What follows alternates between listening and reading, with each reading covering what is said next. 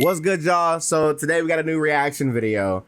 I saw this video and I was like, I think I'm a really knowledgeable Pokemon fan. I've been playing the game since I was literally like maybe like 7 or 8 years old. I think I'm in here, right? I think I'm in this. I think if I was ever in something, I'm in the coding of red and blue and then all the way onwards, right? I think I know the game pretty much 100%. I kind of might need to go to therapy, low key. Okay. Anyway, listen. So today we're gonna be reacting to Smith Plays Pokemon. We actually covered his Pokemon Legacy series for his ROM hacks over here on the channel plenty of times. We've done like all 3 of them in one go. If you want to look them up, you know, you can.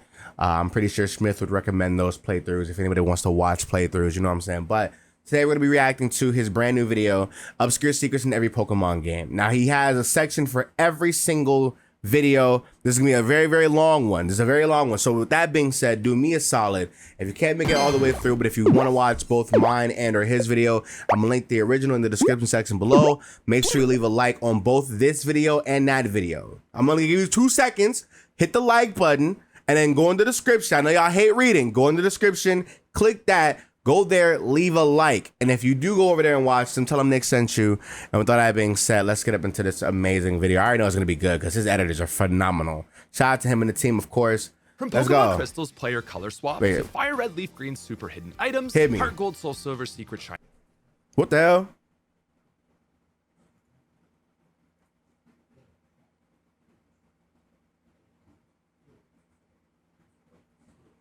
Battle with a weak Pokemon.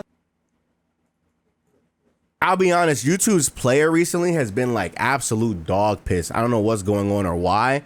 I don't know what's happening, but let's keep it going. Crystal's player color swap to Fire Red, Leaf Green super hidden items, Right. Heart Gold, Soul Silver, Secret Shiny Crown, and so much more. Today we're going to be looking at 10 obscure secrets or poorly documented details in every Pokemon game. I'll start things off in Generation 1's Red, Blue, and Yellow. So if you're watching this video, you've probably seen the iconic Mew glitch on the Cerulean Bridge. Yeah. But this exploit can go so much further to things like getting a bunch of early Pokemon or even a level 100 Nidoking before the first gen in Yellow. And looking at the latter first, you want to go to this trainer in Viridian Forest and walk to the right so they're out of frame. Align yourself so that when you walk towards them, they spot you, but hold start as you step into their sight to open the menu and then use an escape rope. He'll spot you, which primes the game to be pending to start a battle, but it won't be able to execute the operation. This puts the game in a vulnerable state, which can be exploited to change what the battle will be. We next want to encounter another Pokemon, and the special stat of it will be used to reference the index number of the upcoming battle. The Pokemon we're looking for is a level 4 Caterpie in Viridian Forest with a special stat of 7, which lines up to the index number of Nidoking. And if we have a Pokemon use Growl 6 times, we can change the upcoming battle level from 7 down to 1. After failing the Caterpie, These games are so busted, bro. These games are so fucking busted, bro. A battle with a level 1 Nidoking will then force trigger. Upon catching it at level 1, the game will read Nidoking to have negative experience. And if we get into battle with a weak Pokemon that gives Nidoking less than 50 experience, the game will perform an XP read, but Nidoking's experience will cause an underflow and make it grow to level 100. And this is obviously a very cool trick, but also stomping the game might get boring quickly. I think the real value of this glitch is using it to get Pokemon you wouldn't normally have access to at this point in the game. Like, for example, fighting a level 3 Caterpie is most likely to give you a Voltorb, which is not normally obtainable until much later. A level 6 Caterpie will give you a Slowbro, and a level 8 Pidgey will either give you Lickitung or the incredible Execute.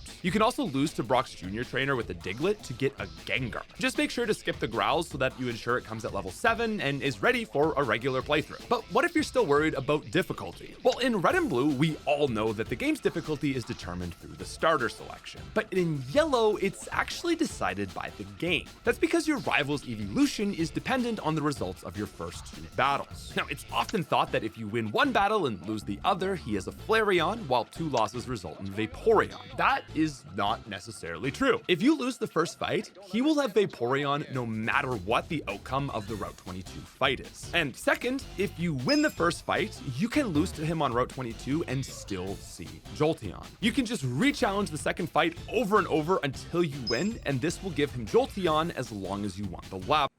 I did not know this. I did not know this at all. This is definitely a new. This was I did not know that at all. I thought like it was the you lose twice in the okay. That's actually okay. But how do we confirm this? I don't know, whatever, I'm sorry. And so the actual way to get Flareon is after beating him in the lab, skip the optional fights, and once you beat Brock, the flag will set to give you Flareon. Another interesting note on difficulty in all 3 games is that Surge, Erica, Koga, Sabrina, and Blaine can be fought in almost any order. Most Gen fans know that Sabrina and Koga are non-linear, but Kanto has practically 0 guide rails. I keep telling y'all, listen, I think if you want the closest to any Pokemon open world game is probably like this is probably in Kanto, base Kanto though, right? And then there's that little section between like Ekritique or like I guess Goldenrod, right? So it's Ekritique and then like that Olivine, Cianwood, Mahogany Town section. And then obviously Scarlet and Violet, of course. And I'm pretty sure like that's honestly, I'm pretty sure that's it. Unless I think no, because it's not even in platinum. No, it's not platinum. Diamond and Pearl. No, because you have to go. Okay, never mind. I'm over here trying to think like if there's any other spots, but I think in base Kanto is like the closest open world game we're ever gonna get, like ever. Because these guys have like levels that are literally like around each other, and you can kind of just go. You can battle them in any order if you want to. It's whatever. It's whatever you want to do. Misty's Cascade badge gives you access to use Cut, found on the SS Anne, and this means you can skip Surge and move on through Rock Tunnel to get to Erica. But there's nothing forcing you to fight Erica either, it's just the upcoming Snorlax roadblock. To clear him, you just need to clear the Ghost in Pokemon Tower with the Silph Scope or the Pokédoll from the department store. This then gives you the Pokeflute to open up the path to Koga, while Sabrina has been available since you reached Celadon. In fact, the only requirements from badge 3 to 7 is that Koga has to be fought before Blaine, because you need access to Surf. And so that means that someone, somewhere, one time out there, has fought this game in the cursed order of badge 1 Brock, badge 2 Misty, badge 3 Koga, badge 4 Blaine, badge 5 Sabrina, badge 6 Erica, and a historic badge 7 showdown against Lieutenant Surge. And a bonus fact for Pokemon Red and Green, these games were so busted that if you lost to Sabrina, when you go back inside her gym, you would immediately get the victory text and her gym badge. But if you want to save a bit of time in your game, you can travel down Cycling Road without ever getting a bike. Now, obviously, when you try to walk by this guard, he'll tell you to bring a bike, but if you just hold left on the D-pad and continue pressing A, you'll eventually get by him. The game will then just put you on a bike when you step outside, on your way to a badge 3 Koga. And on the topic of gym leaders, did you ever notice that in Red and Blue, no Pokemon learns gym leader TM moves naturally? Until Yellow, there's no electric type that learns Thunderbolt, nothing learns Fire Blast, and so on. This is why at level 51, Articuno learns Blizzard, Zapdos learns Thunder, but Moltres doesn't learn Fire Blast. And no, they didn't just give it Flamethrower. Instead, they opted for the greatest move ever, Leer. But while Moltres didn't learn many good moves, it did have it. Gen 1 Pokemon is so broken and archaic, bro. Because there's so many like things you can do in these games by just glitching them. And like, I know how some people feel about Generation 1 because it's like, oh, these games are bad because of the glitches. But like, I would argue that like as a product of their time, which every single game during that time has like glitches, like that's why speedrunning is a big ass thing, and all the old games are like heralded in their like speed runs or whatever. Like, I think that like these games are just, I think if we're talking content, I still think Kanto is like a flawless Pokemon region, and like unfortunately they just have a whole bunch of bugs in the regular base versions of these, unfortunately. Fire Red Leaf Green, I don't think not so much. I guess maybe we'll find out once we get to Generation 3, because Gen 3 games, who knows? But like for the most part, like these games are like super busted. But fun. They're fun because you can do these glitches. Like these aren't like, back when I was a kid, I remember looking up these things and being like, how the hell do they do that? And I would try them. And I remember just being like so amazed that I can literally glitch these games and just get whatever it is I want. I was one of those kids that used to just glitch the games and just try and get all the busted stuff.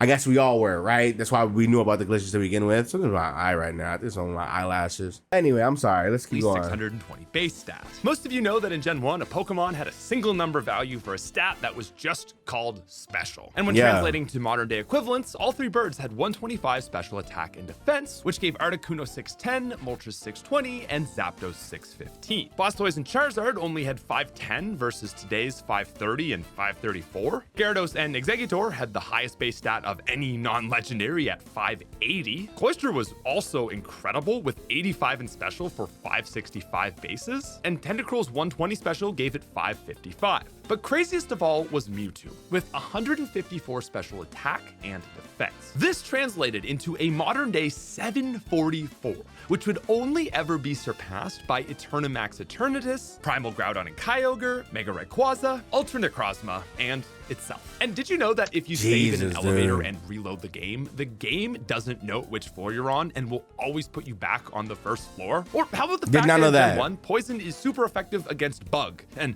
Bug is super effective against Poison. This unintentionally made Bug type. Okay, but I knew this. But I didn't think it was a glitch. I just thought it was a type matchup thing in Generation 1 because they didn't have like a, I don't know. I knew it is super effective, but I just thought like it was just super effective because it was whatever. Amazing, but you wouldn't know it because there were no strong bug moves. Actually, in our Yellow Legacy hack, we learned pretty quick that adding in strong bug moves would just make the game utterly broken for bug types. It basically gave Scyther super effective coverage over half the game, plus 4 times super effective coverage on Venusaur, Vileplume, and Victory Bell. So that was why we had to remove that interaction. Bug type cut was cool. And on that note, did you guys know that in Generation 1, you can also use HM cut to cut the grass? Yeah, I know cutting grass is something that's been floating around the Obscure Secrets pipeline for like ever, but it usually pops up in Gen 2 and Gen 3 content, and I think a lot of people overlook that you can also do it in Gen 1. Now, one fun fact. Okay. I want you to know, for the longest time, I was always so amazed that people did not know that. Like I always thought like whenever I would use cut, it just would cut every. I remember I did it in a video. And like 5 people, this was back in like 2016, 2015.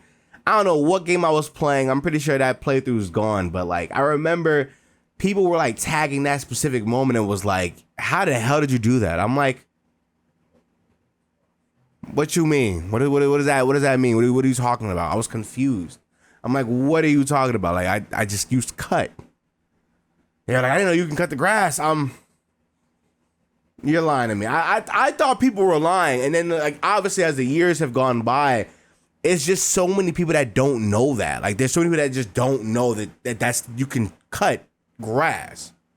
Anyway, we're on to Gen 2. Fact that is documented well in Generation 1, but not Generation 2 is X accuracy. It's well known that in Gen 1, X accuracy makes it so accuracy checks are completely bypassed. This makes Pokemon that can learn an OHKO move like Nidoking incredibly busted. But X accuracy works the exact same in Generation 2. And I think this is less known because the Pokemon that learn OHKO moves are less prominent, like Nidoking, while there's no OHKO move TM like Fissure. But Gen 2 also has some interesting aesthetic exploits, like the one to make your female character green, female character orange, and the male character blue. To begin this, you want to start a new game and load in the character with your desired color. Save your game and close out, and then when relaunching, start a new game with the desired character. Once loaded in, save again, but when the word saving with 3 dots appear, reset the game. When you load in now, you'll load the color palette of the first save onto the character of your second one. And this is a pretty fun aesthetic change that will last all the way up until your player ever has to warp. Are you gonna cover the cloning glitch? I want to know. And while you're in Azalea Town, I would not recommend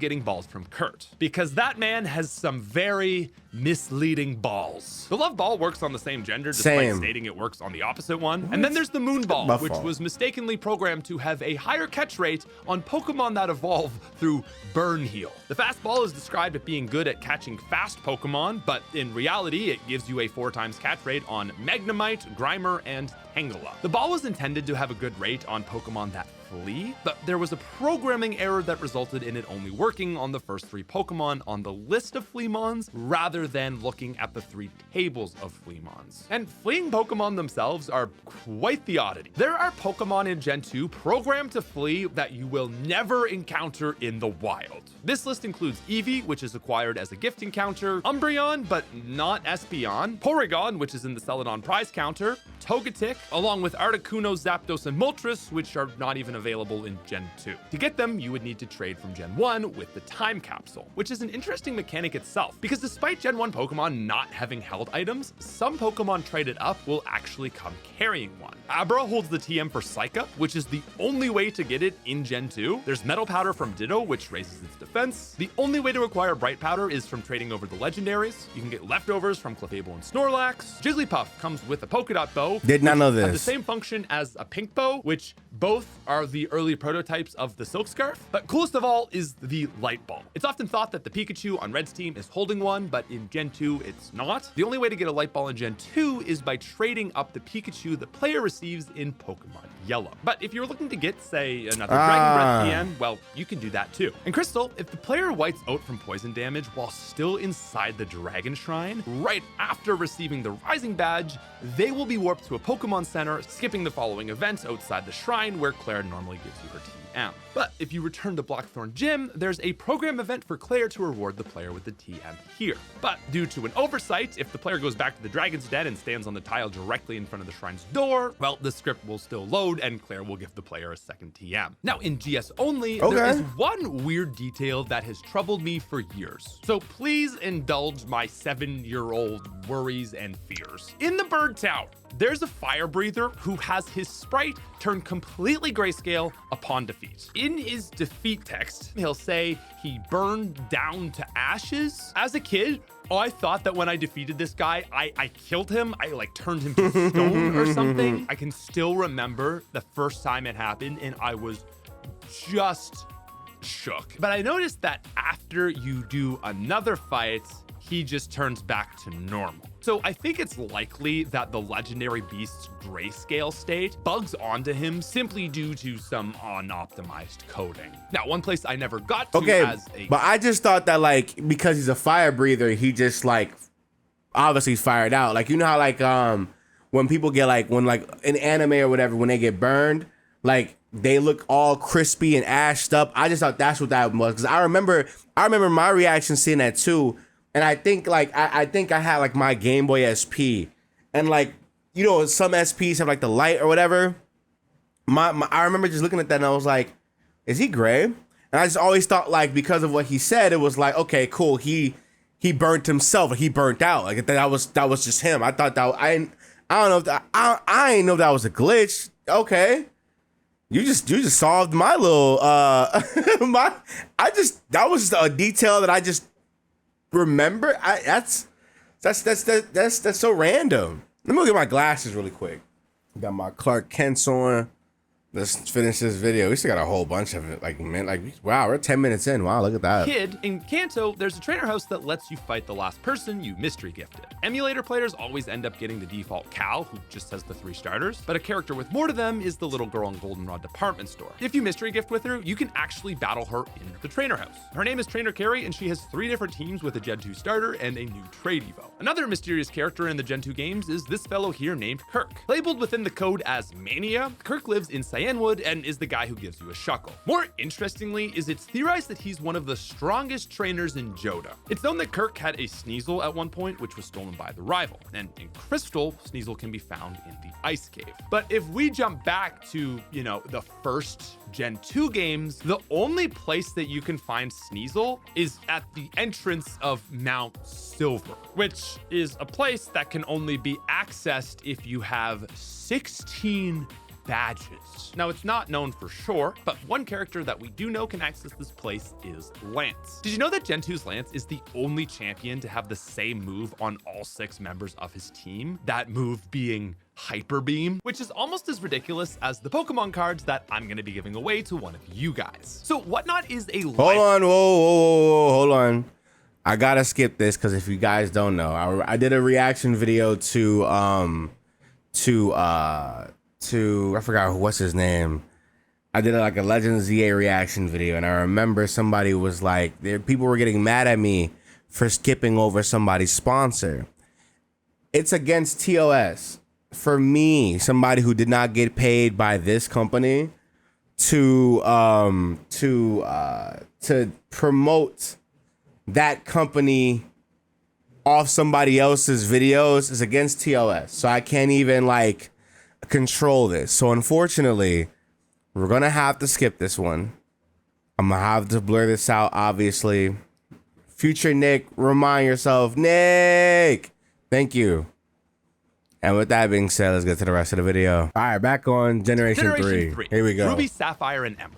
In Rustboro City, Emerald's rival fight has one different team depending on your player character. If you choose Torchic, Brendan's fire-type member is Slugma, while Maze will be Torkoal. It's presumed that this was a design oversight, seeing as Torkoal is pretty overpowered, plus in the following fights, May never uses it again. But what is pretty mind-blowing for those who don't know is what happens if you skip this. If you never visit the Rustboro Pokemon Center, you can white out and be sent back to Petalburg, skipping this conversation entirely. Now, this would have caused the player to miss trading Pokenav numbers with the rival, but Game Freak actually accounted for this. When you head to Mr. Briney's, your rival will pop out of his house as you walk in and give you the exact same dialogue and fight you'd normally get in Rustboro. And that's not the only time Game Freak worked to make sure you don't miss something from being bad. When you reach Slateport and head to the Oceanic Museum, when walking in, the receptionist will normally charge you $50. But if you try to enter and don't have enough money, the receptionist assumes you're part of the team and just lets you in for free. And that's not the only case in Ruby and Sapphire where NPCs... I did not know that. Huge shout out to the Legends Picaspre for this one. Only just recently discovered this. But it turns out if you go into the abandoned ship and wait for this kid to be looking towards you through the wall, he'll actually get so excited to spot your heat signature that he will Hulk smash right through the wall and instantly battle.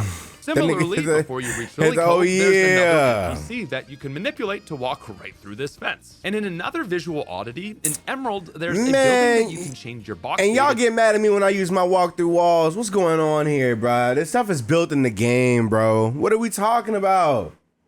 To manipulate curtains. Normally the house has plain white curtains, but due to a tile set oversight that connects to Pokemon data in certain slots of the box, the game will load different graphical layers. Now, if you were to head to Mount Pyre from Lily Cove, you'd have a 2% chance to encounter the Windchime Pokemon Chimecho. While this guy is late, hard to find, and not particularly good, this fella is the last Pokemon in Gen 3's internal index. And it actually comes after Jirachi and Deoxys. And this has led people to assume that the original plan for this Pokemon was for it to be another mythical, which is honestly kind of sad because Chimecho really didn't get a whole lot, and this would have been a really big purpose. It's so garbage, bro. Speaking of Deoxys, this Gen 3 alien was created with the signature move Psycho Boost. But due to some odd design decisions in Pokemon XD, a purified Shadow Lugia also has access to the move. This made Psycho Boost technically learnable by a second Pokemon in Gen 3, despite it being intended to be exclusive to Deoxys. Also, did you know that the XD in Pokemon XD Gale of Darkness stands for Extra Dimension? This was confirmed in a magazine using the Wayback Machine on Nintendo's official website. But regardless, the Seafloor Cavern is also no stranger to weird game decisions. From the entrance beach, you walk into the first room, and when walking out the same door, return from where you came. Cool, very logical. That makes sense. Why are you bringing it up? Well, going through this door also brings you back out to the beach. It's stupid. I hate it. I hate this dungeon. But in Ruby Sapphire, it's even worse. The strength puzzle can actually be put into an unsolvable state. And if you push certain boulders and then exit without solving the puzzle, you can actually move 2 boulders onto the same tile, making it completely unsolvable. And buried I didn't know that. Gen 3 is an unused ability called Cacophony. It functioned identical to Soundproof, blocking sound-based moves like Growl or Uproar, but no Pokemon in the game ever learned it, and it was removed in Gen 4. And going with another champion-themed fact, did you know that Wallace is the only champion who specializes in a specific type to actually have every Pokemon on his team use that type? Sorry, Lance fans, but he is officially a Dragon Master. Also, for almost 20 years, up until Geeta, Wallace had the lowest base stat total for any champion. Geeta's so garbage, by the way. Remakes, the item finder is way more useful than it is in in basically every other game. Fire Red, Yep. Leaf Green have 5 hidden items that can only be picked up by activating the item finder on a certain space. Most commonly known are Snorlax's spots, which will net you leftovers, but Giovanni's gym spot has the Macho Brace, where Yep. Mr. Fuji stood in the Pokemon Tower reveals a Sooth Belt. There's Yep. a PP Max at the top of Cape Brink on this small patch of lands, and beneath Ho-Oh Naval Rock lies the Sacred Ash. There's Did two not out of know three in that. the thumbnail. Haven't clickbaited you yet. Unless we change it. There are also hidden coins scattered all over the floor of the Rocket Game Corner. Did And not on the know Sevi that. Islands pattern bush What area the on- fuck? I'm mad. I'm so mad. I did not know that. I did not know that. The more you know, bruh. The more you know. I did not know that whatsoever. Cause what do you mean? I mean, it makes sense, right? Oh, hey, there's coins just sitting on the floor. But like, man, whatever, bro. Next island, there is a strangely dense patch of tall grass. If you look closely, you'll see the design is based on the internal circuit board layout of the original Pokemon Red and Blue cartridges. There's also a neat reward system in Lorelei's house that isn't mentioned anywhere in game. Every 25 times the player enters the Hall of Fame, a new doll will appear. It's an Easter egg that tracks your champion streak, and it's pretty cool to see her cabin fill up with plushes. Okay, as a sort of but I also have a trophy room question. for your league runs. Why is anybody beating this Elite Four 25 times? Like, I have a question for y'all. Like, for the freaks of nature who decided to be like, yeah, I'm gonna beat the Elite Four 25 times, and then every other 25 times a new doll spawns. What was the purpose of that? Like money grinding? I mean, I guess it's just, I don't know. 25 times, bro. Like, at that point, we're good. You could have just, like, I don't know. After 25 times, you could have just transferred to Pokemon Diamond and Pearl. Like, why are you playing those games that many times to where you have to, like, it just doesn't, like, that's just crazy to me. On Waterpath in the Sevi Islands, there's a woman who's obsessed with measuring Heracross. If you bring her one, she'll measure its height and give you a nest ball. If you later bring her a taller one, she'll give you another. Trading card stickers are another weird Gen 3 feature that most people don't know exist. What was she measuring? Was she measuring the horns? Never mind. Nope. I'm so sorry. These aren't the same colored stars you get for hitting major milestones like completing the Pokedex. These stickers are earned for not well documented accomplishments like 100 Link Battle wins or hatching tons of eggs. Now, one thing that is fairly well documented, but worth mentioning for those that don't know, Lieutenant Surge says he fought in a war, which is where he learned how to train electric types. It's the only mention of this war from Gen 1 to Gen 3, and this has led to many fan theories. Now, there's also no shortage of creepy Pokedex entries within the universe, but what's cool is that Hypno's Fire Red entry actually relates to an event within the game. Hypno's entry says there once was an incident in which it took away a child it hypnotized. Now, this isn't a direct reference to the Lost Cell arc in the Sevi Islands, because you can get Hypno and it will say this before that actually happens. But, you know, it's one of those things that it happened before and it happens again. Why do we allow Hypnos to exist? I'm sorry, not all Hypnos. But speaking of creepy psychic types, yes, Jinx did in fact change color. Man, get that fuck, man. Man, get Hypno the hell out of here, bro. I'm tired of this freaky ass Pokemon, bro.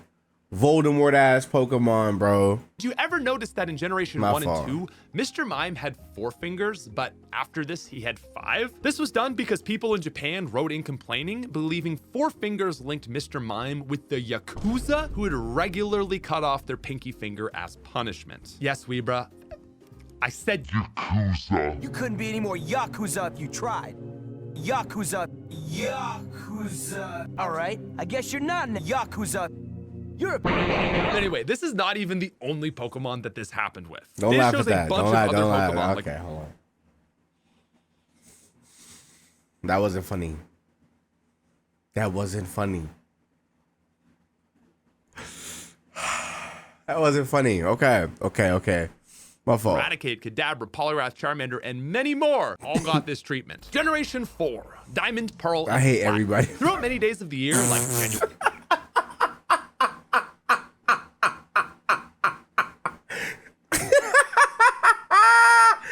Yo, my fault. February 12th, That's the it. snow in Snowpoint City changes to something called diamond dust. They say diamond dust is guaranteed to make your night if your night is a bust. In reality, this was a purely visual sorry. change with a notable sparkle in the air. And this date specifically was originally an Easter egg to celebrate Junichi Masuda's birthday and has appeared in other games like Heart Gold Soul Silver and X and Y. One date-based discovery found in the leaks shows specific calendar dates that change your encounter rates. These are hard-coded into the game, and depending on the day, they can make wild Pokemon show up 5 to 10% more or less often. There's tons of Did dates, not know including that. everything from major holidays to even tragedies that occurred Did in not know Hiroshima, that. Nagasaki, and New Ah. York. And did you know that bike racks around Sinnoh aren't just decoration? Also, not the most obscure thing that I just had no idea about. If you I walk up ain't to one either. and press A, you can hop on or off your bike without opening the bag or Really? using a registered key item. Another similar thing that I feel like I That's should have okay. known. In double battles, you normally just see the HP bars of your two Pokemon, but you can press start when you're on the main battle screen to switch those bars to numerical values. And if I you're a knew fan that. of calcing fights, maybe you're a fan of using the in-game calculator. And if you happen to input a calculation that results in a number matching the dex number of a Pokemon you've seen, it will play that Pokemon's cry. For example, if you do 37 plus 1 and you've seen Vulpix, Pokemon 38, its cry will play. So, you know, Bro, I want you all to know. As a kid, I always thought, like, in my mind, I was thinking to myself always, like, what is this random noise? Like, why is it like doing a Pokemon cry? Now I know, bro. Now I know, bro. Now I know, G. That is so crazy. Cause we used to use the calculator like as a kid. Like I don't know why we use the calculator. I just remember like I don't know. I just liked using the Pokédex. I was I'm a Gen 4 guy, so like the Pokédex was like was just the thing that I just did. I like seeing the Pokemon at the bottom of the screen. Listen, but I remember just doing the calculations, and just being like, why does it play a cry? And it'd be different all the time, right? So I would just be like, what is going on? But I did not know that. That's so new to me. That's kind of cool. very fun for those of you interested in math. Nerd. But don't fear, because it turns out that Spiritomb is also a fan of the numbers. Specifically, number 108. Its Pokedex number in Sinnoh is 108. Its base defense and special defense stats are both 108. It weighs 108 kilograms. Pokedex says it's made of 108 spirits. And in Legends Arceus, you need to collect 108 wishes. I hated summon. this. Craziest and maybe most obscure Bro, of all my is God. that in Oraz, the route you catch it on is also Route 108. And speaking of ghost types, you know how the move Curse is like question mark, question mark, question mark, but when a ghost type uses it, it has a different effect? Well, there's an unused Arceus form hidden in the game's code, which is for the unknown type. One of Arceus his even best has looking. sprite and data for This right here is beautiful. This is such a beautiful sprite, bro. This right, you know what's crazy though? I remember it's so funny that like there are like, the Delta Arceus like sprites or the Delta Arceus like design or whatever. Him being like the curse typing would literally be so hard, dude. Like just to have it, like that'd be so hard to me.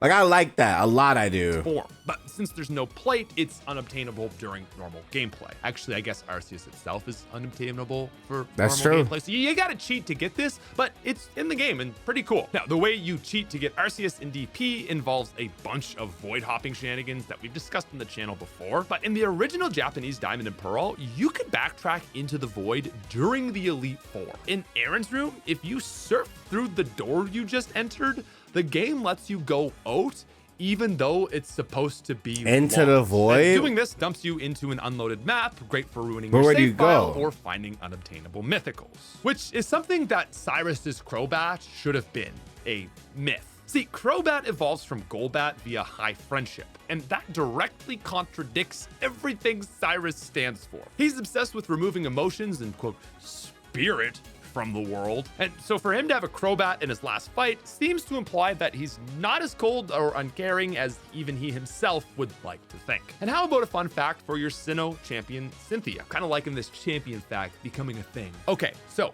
fun Cynthia fact. Up until Let's Go Pikachu and Eevee, Cynthia's Platinum team was the only champion team with 0 repeating types. Spiritomb was Ghost Dark, Togekiss was Normal Flying, Lucario Fighting Steel, Roserade Grass Poison, Her Remoraid BDS, Water, bro, and Garchomp. her BDSP team is this exact same team, mind you, but like obviously it's more modernized or whatever.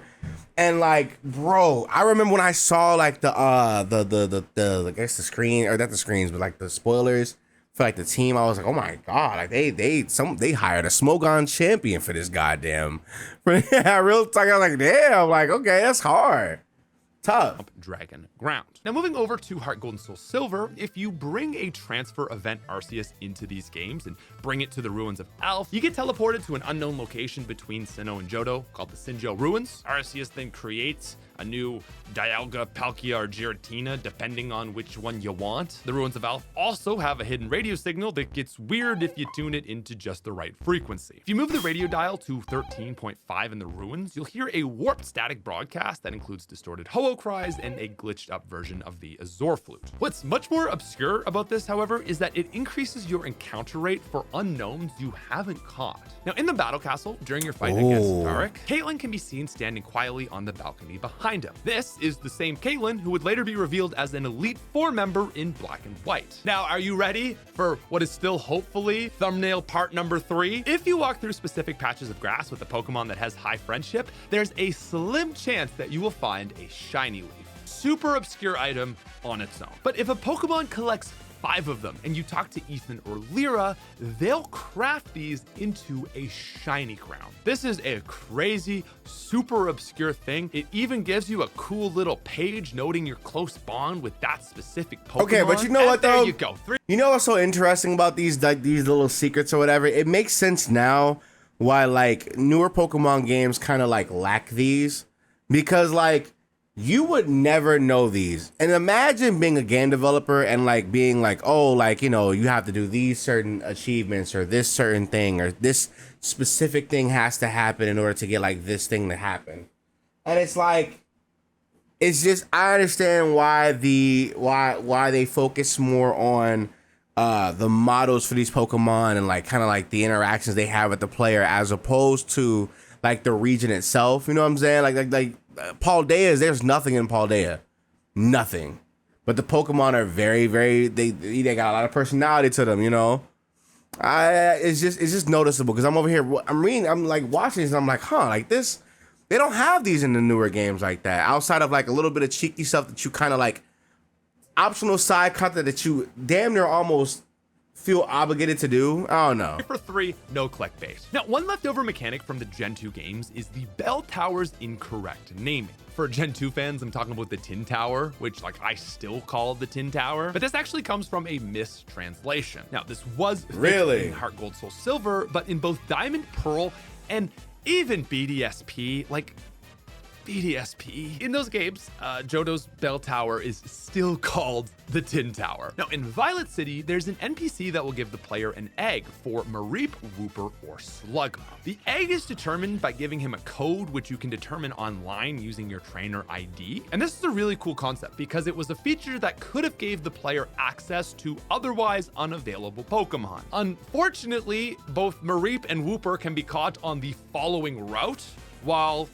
still arguably possibly useful, Slugma is Slugma. Now, before Violet, there is a pond you can surf across to reach an area that can be just barely seen from the Cherry Grove Pokemon Center. Heart Gold Soul Silver fans might not think a whole lot about this, but to Gen 2 fans, it's a really big deal. In the originals, you could also see this pot of water, but it was completely inaccessible. The only reason it was there in the first place was due to the original mapping actually actually having Cherry Grove at the bottom of Route 32 next to what it was ultimately an unused town. We've also got a video on that that has like 7 views on the original layout of Johto. It's pretty cool. Of course, there's also the iconic hidden areas of National Park. Well known to most, but mind-blowing if not, you can walk through a part where the fence has been broken away. Walking all the way around reveals a hidden area with the Dig TM, but even cooler is if you continue walking further past this hidden area, you can pick up a hidden full heal dropped on the ground. And how about another fun fact about champion Lance? Did you know that Lance has the highest total base stat average of any champion in the main games? This is a side effect of running 3 under-evolved pseudo-legendaries. Generation 5, So garbage, Black and bro. White. Lance Did you know so that in the garbage, Castelia bro. City Pokemon Center, there's a secret reward for collecting trainer IDs? If you can gather 50 trainer IDs across trades and interactions, the lottery clerk will reward you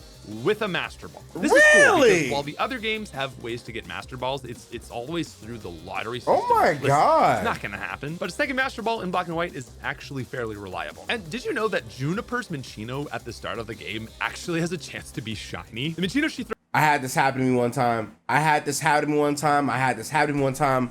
I had this happen to me one time. I had that happen. I had that happen. I had that happen to me, bro. I did not.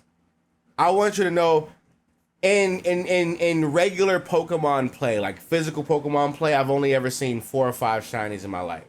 My very first shiny was a shiny Caterpie. It was the Cinccino Juniper. It was a shiny Pidove, and then it was a shiny Scorpy, and a shiny I think that was a shiny, like, it's a Gen 3 Pokemon. I think it's like a shiny, like it's like a water. It's a water type. Well, is it? Was it a Wingull? It was a surfing counter, obviously. I think it was either a Wingull or a Tentacruel, one of the others.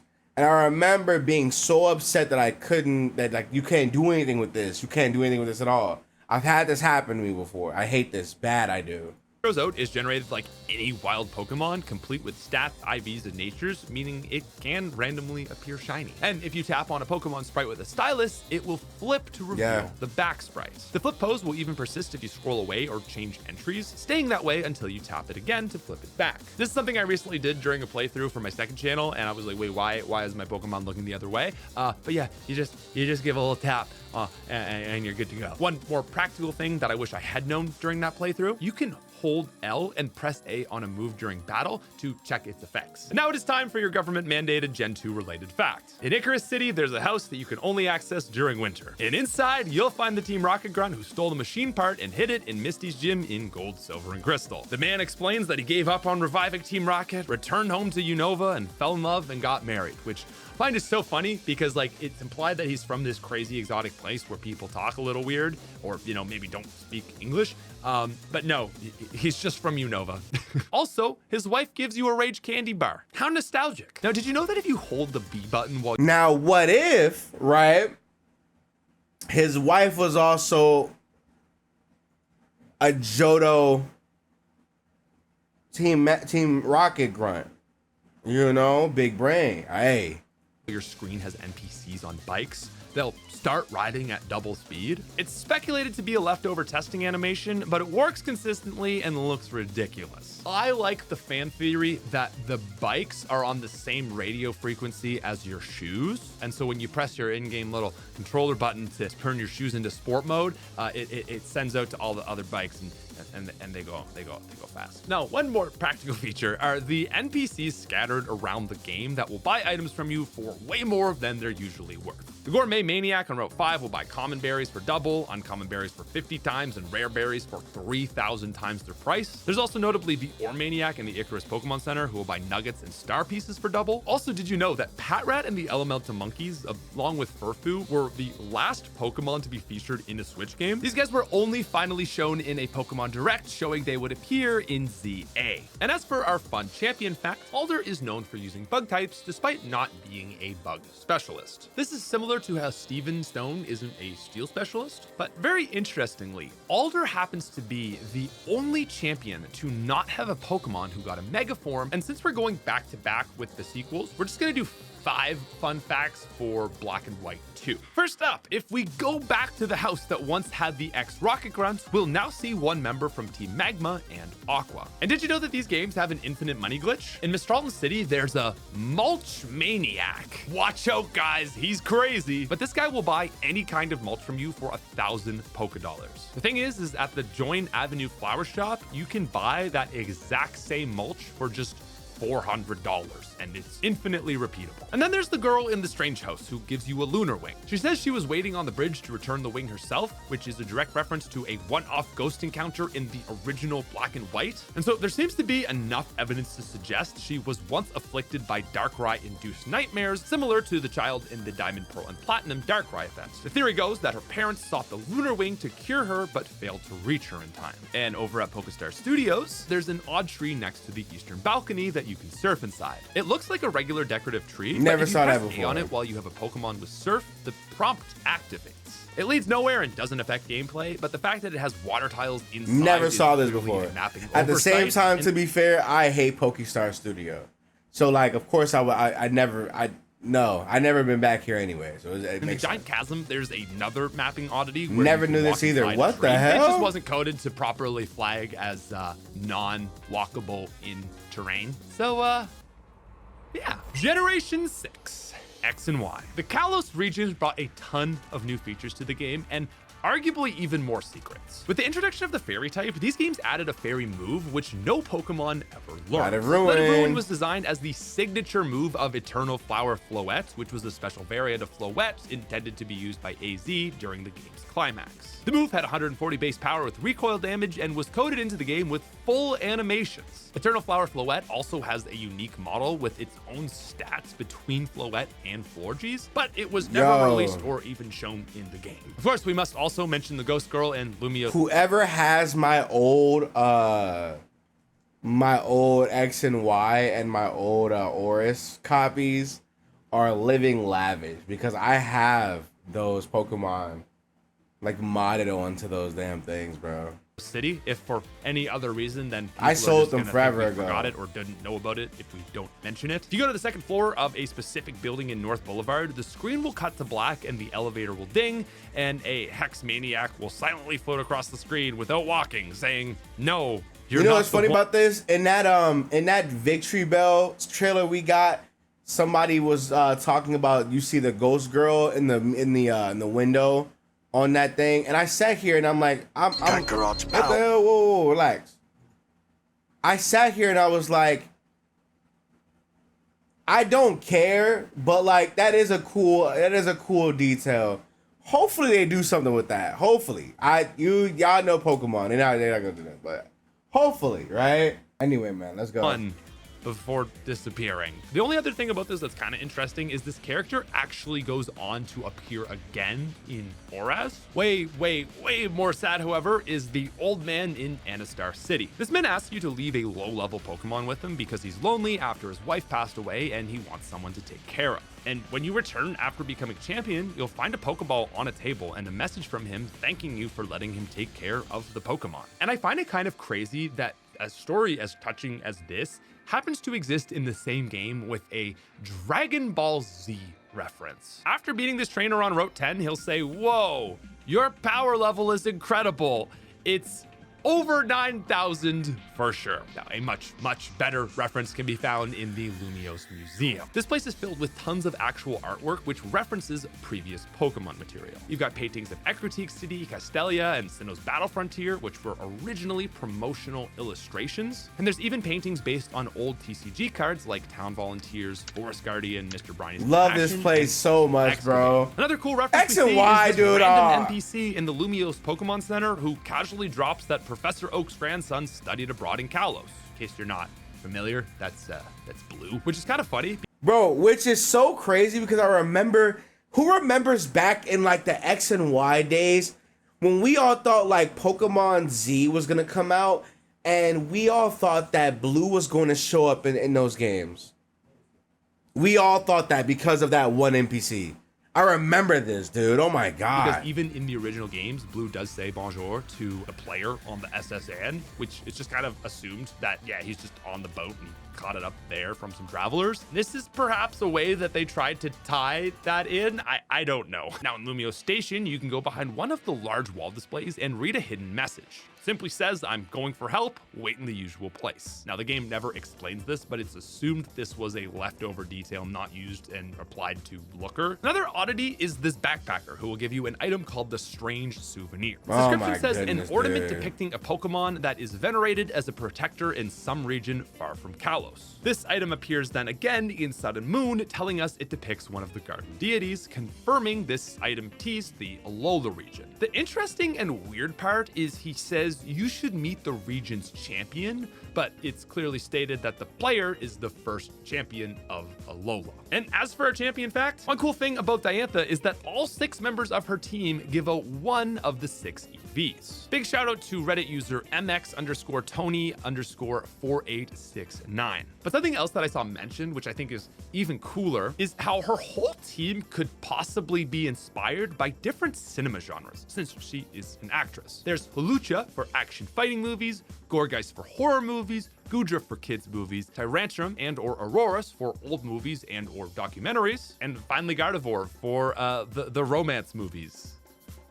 And moving over to the Hoenn remakes, we actually get a fun Kalos reference. In Sodopolis, next to the huge tree, you can see Floette's eternal flower next to it. In-game, Wallace states that they received the seed from the tree from a huge man who visited from the Kalos region, which is obviously AZ. And on the note of fairies, the introduction of Megas saw a ton of Pokemon gain new types, but none went as far as I love this era so much, previously, man. The only Pokemon to see an entire type change was Eevee, completely swapping out its normal type along with Azurill, originally losing normal for water. But Mega Altaria became the only Pokemon to completely change its 2 types. Swablu is normal flying, Altaria drops normal to become Flying Dragon, and its Mega form drops flying to become Dragon Fairy. And in Rustboro, you can make your other Pokemon light as a cloud too. That's just such a stupid script line. Altaria is not light, it weighs like 900 pounds. Wait a second. Oh, okay.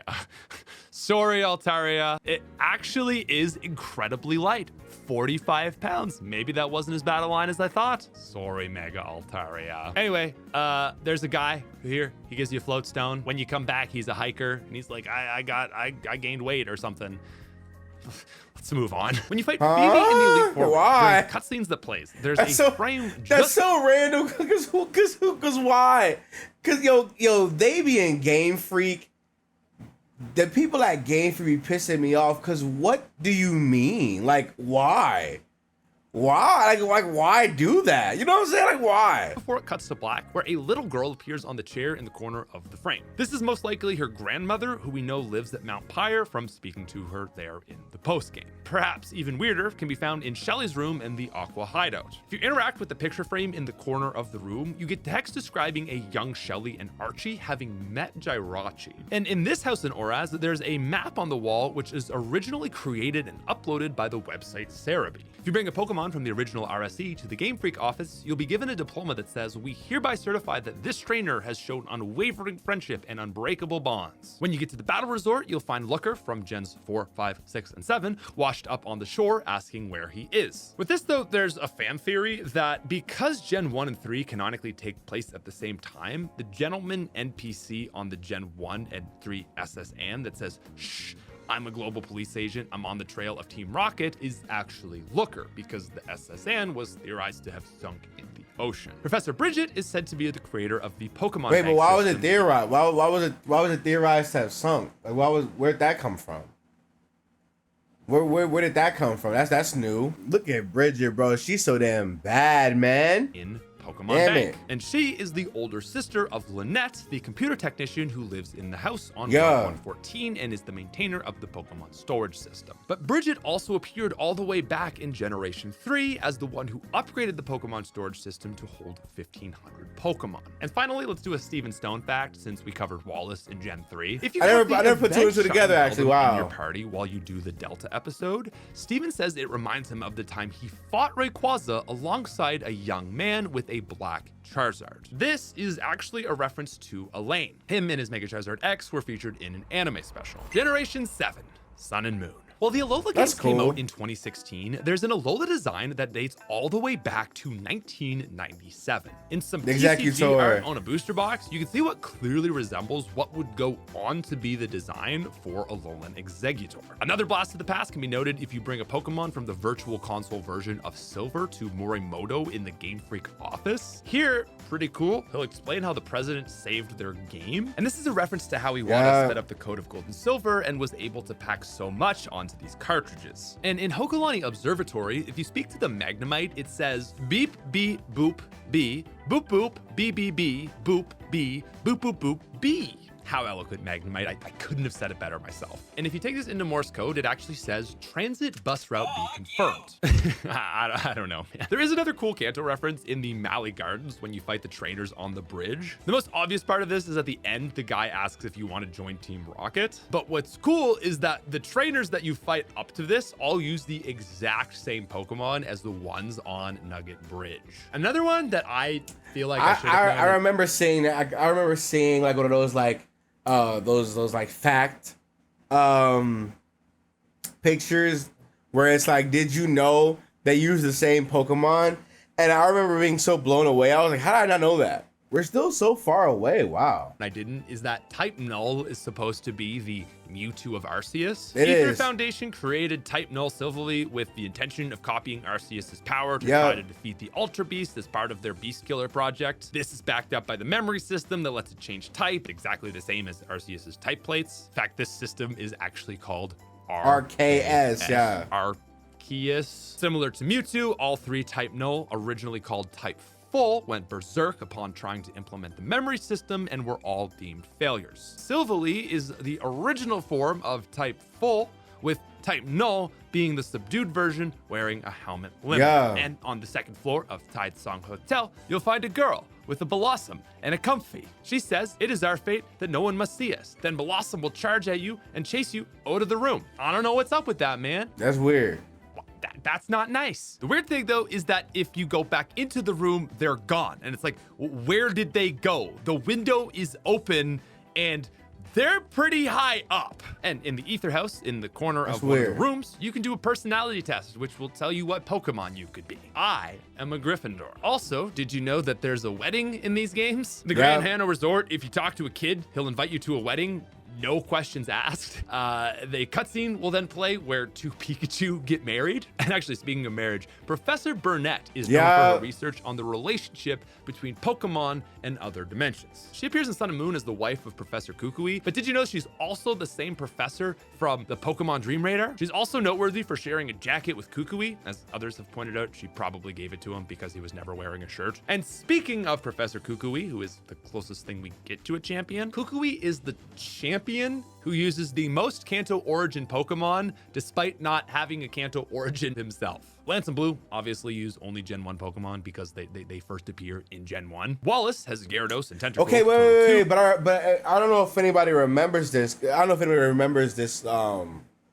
If it was like a line of dialogue or something like that, but he said that he like they studied like other regions or whatever.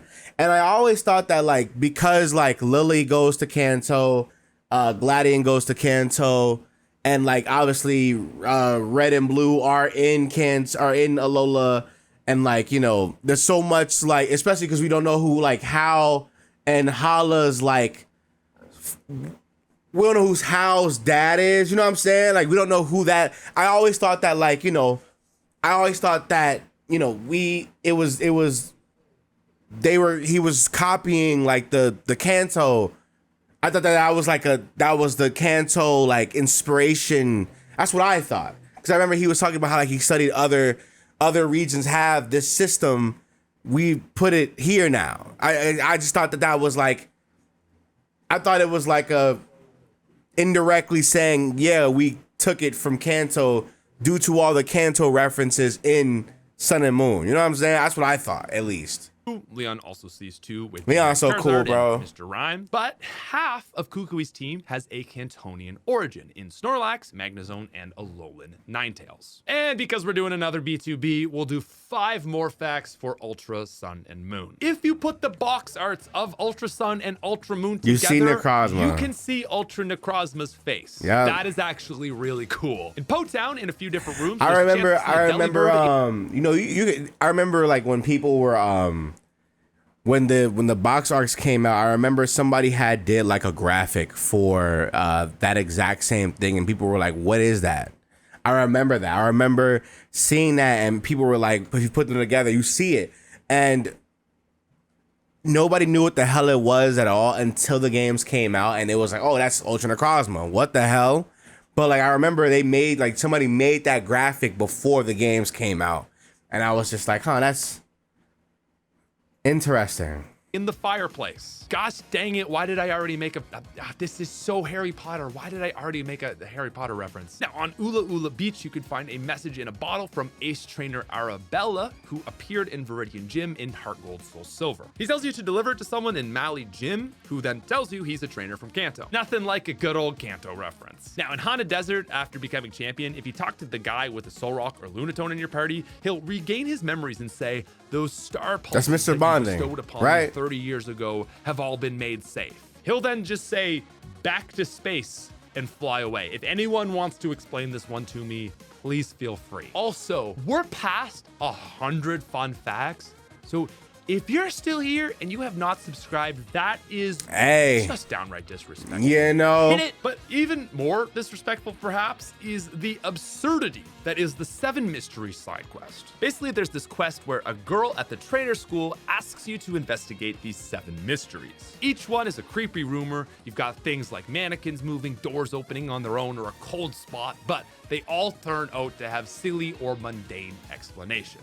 This is really fun because it's built up with the expectation that this girl is just like silly and freaking out and, you know, whatever, boy who cried wolf. But after you solve all 7, the girl who gave you the quest just mysteriously vanishes, and it's presumed that she is in fact a ghost. You get a nugget for your trouble, but it is just overall so ridiculous. Now you know what's even more sick? You wanna know what's even more sick? It's the Pokemon that she's accompanied by. You know what I'm saying? It's the Pokemon that she's accompanied by, right? It's a lot of ghost type Pokemon, or it's a lot of like things like real creepy supernatural things or whatever. But the Pokemon that she's accompanied by is a Pokemon that steals kids and kills them and like eats them or whatever, right? Or whatever.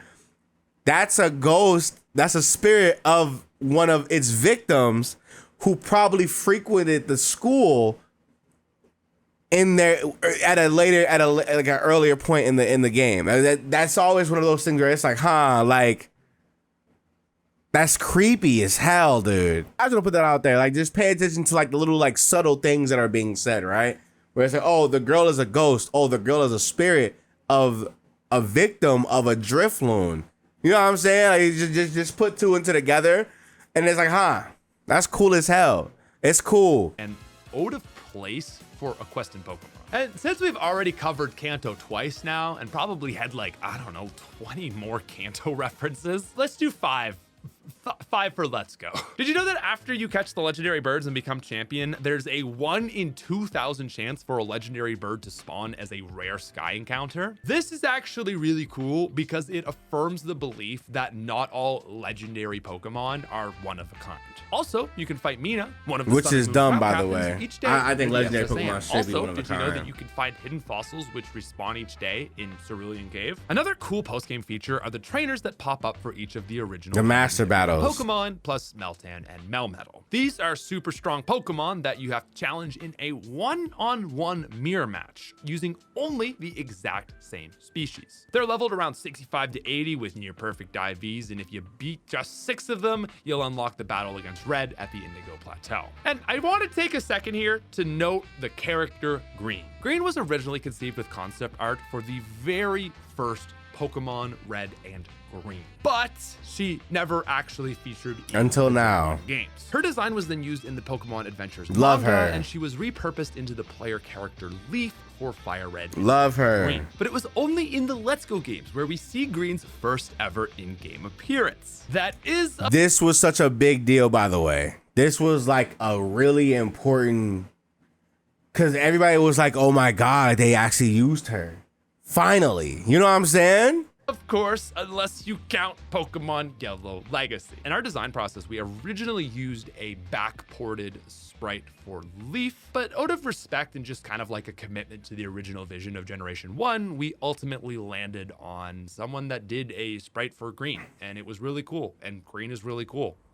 So yeah, we stand Green. Generation Yes, we do. 8, Sword and Shield. Now, as a Johto fanboy, I can't help but start this one with a hilariously ridiculous Gen 2 reference. It's really hard to see in game, but in Sword and Shield, a pinup poster of the original Johto swimmer design can be found Wait, on one of what? the buildings. Another thing near How did and you dear see to that? the older games is the escape rope. Long before characters would usher you out of places, this item was every 9-year-old's best friend. Now, weirdly, the escape rope would only become a key item in Sword and Shield, which is a game that has only 4 locations where it can actually be used. A much more cool item feature can be seen with the attention to detail on the Dusk Ball. When Eternatus is present causing the darkest day, Dusk Balls will act as if it's nighttime no matter the time of day, and perhaps darker than that's the darkest hard. day. In this house in Chichester, you can find a woman staring at some Litwicks. She says, "The way their flames wave is so strange.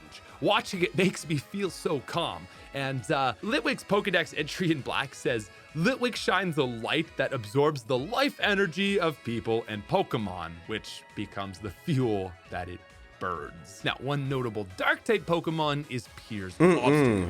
This guy right here, yeah, you see him? This is the first Pokemon within the mainline games, so not counting like Battle Frontier and anything post-game, to actually be given EVs. Now, Obstagoon's EVs were put here Really? because all the other gyms have Dynamax, which give that Pokemon additional bulk, and they wanted to make sure that Obstagoon still felt good, so they just beefed it up with EVs. And on the topic of Piers, this is almost so obvious that it feels like it shouldn't be obscure, but I never hear people talk of this. Piers was the first Dark-type gym leader in the series. That is insane. Think about it. You've got Karen was E4, Sydney E4, Grimsley E4. Half of the series Dark types just go to evil team leaders. And so despite Dark type being introduced in Gen 2, it took all the way until Gen 8 where the Dark gym leader was also the team leader for the...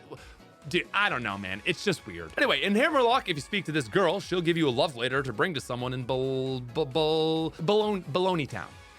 Baloney. Anyway, when you do what the man tells you, Paula was her name, that he spent all his time playing with her when he was young. She fell ill and kept it a secret, which caused a fight, and not long after he moved away. If you turn to the exact same spot she gave you a letter, she'll be gone, She's and there'll gone. be no indication there is anything there. But if you interact, you'll get a Reaper Cloth. And the Japanese name for the Reaper Cloth translates directly to the Spirit World Cloth. On the Isle of Armor, available only in DLC, Yeah. there is a location called Ditto Island. You might not know that if you don't pay money, but it has a lot of Ditto. Also, did you know that Sword and Shield is tied for the lowest level spread of any gym league? Milo, the first gym leader, caps at level 20, while Rayhan is just 48. If we're counting original games, this is actually the lowest. Johto's Gen 2 spread is 9 to 40 for 31, but in Heart Gold Soul Silver, Falter went up to 13, Claire went to 41, and it's actually a tie between these games at 28.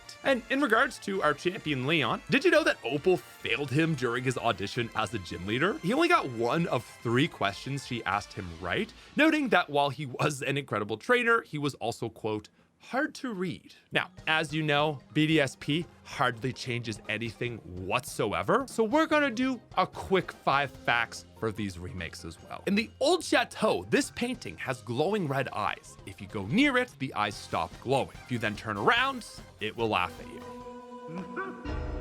And if an encounter starts with Did not know your that. character instead of the wild Pokemon, this means the Pokemon has at least 2 perfect IVs. Did not There's know that also either. Italy, A lot of references to Italy. BDSP is also the first game since Yellow to introduce no truly new characters or locations. You could argue the Underground is new, but it's more of a reimagining. Meanwhile, a fun fact about BDSP Cynthia is that this game is the first instance where Cynthia isn't an awful trainer. I'm kidding. She's obviously the best here, but I'm kidding. For all of her previous teams, Cynthia's Garchomp has the Sandveil ability. This ability is only ever taken advantage of in one scenario. This is from her Sun and Moon Battle Tree teams, where if she happens to pull out Mega Garchomp, it will actually have Sandstorm. But BDSP Cynthia is the first time she actually gets good and has a Garchomp with the Rough Skin ability, which actually, like, one of the very first videos ever on this channel is me losing in a tie on my first attempt in that fight because of Rough Skin. So in PLA, there is a long list of ancestors to modern day characters. Volo Cynthia, Kamada Rowan, Ray Lucas, Akari Dawn, Professor Leventon, Hoppin Leon, Cillian Cyrus, Coin Saturn, Golza Gardenia, Riley, Sanko Karen, and on and on and on. But there are also some I'm so speculated sorry. Y'all know I love Legends Arceus, bro. Y'all hear that Jubilife music in the background, bruh. One of the best Pokemon musics. Hold on, wait a minute. Let me Jubilife Village. Yeah, let me hear that. Let me hear that extendo. Let me get that extendo. Oh yeah. Oh yeah. Yeah. That's what it's all about. Give me a minute. Give me a minute. Y'all. Hold on. Let's talk. I'ma skip it.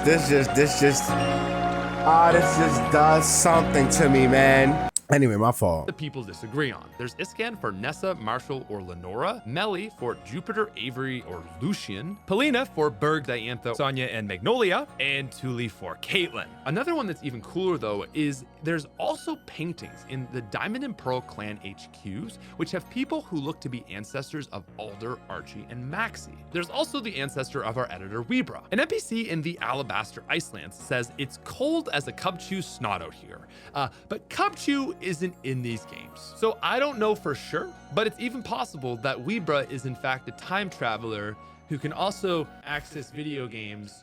And yeah, Weebra Cubchoo reference, sorry, it's the best I got. Also, even more hilarious is that this is a quest about you looking for a guy named Craig, who is another one of our team members. So dude, I don't even know. And something I never noticed in Jubilife, probably because I never actually beat these games, is that the music progresses. It's obviously much different from the original, but it develops as you go through the game, getting closer to the Jubilife city theme from Diamond and Pearl. There's also a place in Jubilife Village called the Sevi Kitchen. This is a reference to the Sevi Islands, but the only real link seems to be the name. Another mandatory, obligated Gen 2 reference is the mission called the Clefairies Moonlit Dance, in which you go to a river and you see a group of Clefairies dancing in front of the moon. The music that plays here is the same music you see at the Mount Moon Square in Gold, Silver, and Crystal. I love Pokemon, bro. Man, this is during crazy. the mission, the headache-stricken Psyduck, a group of Psyducks will be blocking a door because they have headaches. This is an obvious reference to one of Pokemon's most ridiculous blockades, the great Tylenol Fetch Quest incident of Diamond, Pearl, and Platinum. Sanqua says she made a painting of the space-time rift, but didn't want to display it because people won't be ready. She gives it to Kamado to keep it safe until it's ready to be displayed, and this painting is probably the one displayed in the Forum Building in Heart Home City in Diamond, Pearl, and Platinum. There's also I never put two and two together. That's crazy. That's low-key a fire like observation that I just did not put two and two together with. That's so nuts. Is with hieroglyphics. We won't go into this one too much because there's a lot to it, but if you want to know more, you can watch a video in the description that is super in-depth and it is really cool. And finally, we'll take Volo as their champion slot. I guess he's not the champion, but just go with it. Volo is heavily implied to be a time traveler from the ancient past, but Volo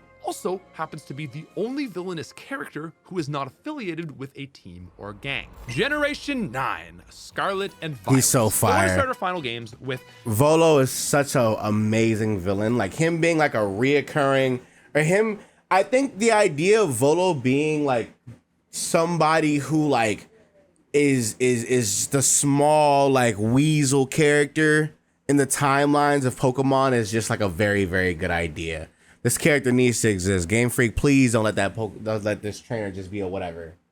Anyway, the history of the most indecisive move in all of Pokemon, Rock Smash. Do you have any idea how ridiculous this move's journey has been? In Generation 1, Rock Smash didn't exist. It was only introduced in Generation 2 as a field move. However, it was an optional TM that was not mandatory for game progression that you could get from an NPC and then rebuy at the Goldenrod department store. In Generation 3, they were like, that's weird. So they turned it into a full-time HM that also applied to Generation 4. But in Generation 5 and 6, it then went back to being a TM, except for in the Hoenn remakes, where it was once again changed to be an HM. In Generation 7, HMs were then canceled, but Rock Smash then decided to become a move tutor move in Alola while simply being a secret technique in Let's Go. It then stayed out of the game in Generation 8 until the Sinnoh remakes dropped, where it then technically returned as an HM once again. It's then completely gone for Legends Arceus. And finally,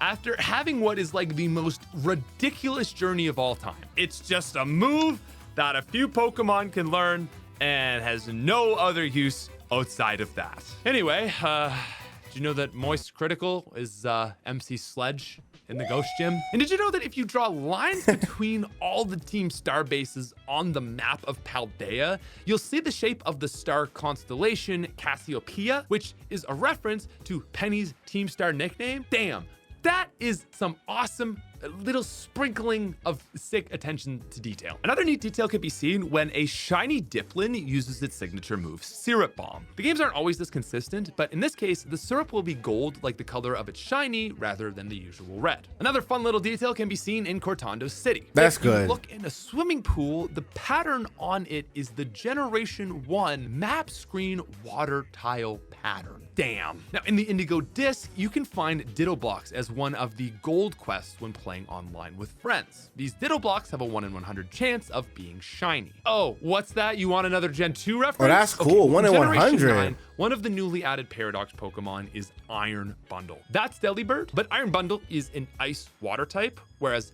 Delibird was ice flying. What's really cool though is in the original Space World demo of Gen 2, Delibird was ice water, which Iron Bundle is an intentional reference to. One weird detail, however, can be seen in the Blueberry Academy League. That's nice. If you have the dark theme, the girl in this painting will just blink occasionally, because why not? Now, did you know there's a guy that appears in almost every single Pokemon game? The technology guy is a recurring NPC in nearly every game. He's basically known for saying something about the newly added tech of the game you're playing. So in Red and Blue, he tells the player, technology is incredible. You can now store and recall items and Pokemon as data via PC. While in Scarlet and Violet, he says, technology is great. If you connect with friends, you can head out on adventures together, up to 4 of you at a time. And finally, guys, wow, if you're still here, you are a legend. You made it through every single,